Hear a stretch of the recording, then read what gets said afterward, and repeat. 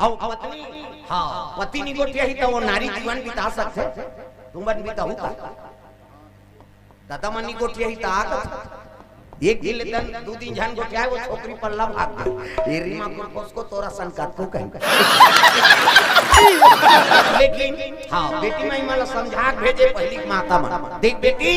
मरे निकल बैठे भाग के माता बेया हम लाज राख ले बेटी गरीब घर के बेटी अमीर घर जाते अमीर घर के बेटी गरीब घर जाते और जैसे पति राखे तैसे समय बिताओ कैसे अब आजकल बड़ा गड़बड़ है समझाते तक उल्टा समझाते अच्छा बिना करी तब की जवान कही देख रे तोर सास कहीं कहीं फोन लगाबे आधार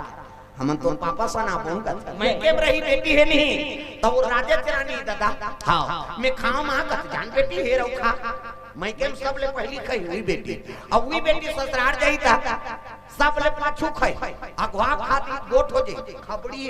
कहां कहीं हमार गराज सब ले बोलदार तो हम अलग देते बहनी कैसे कर दई दादा मन का सीखो इनते आजकल कहां बाबे खुमसी बात का साग रांधा चतेला वो कर दई जान रहा था कैसे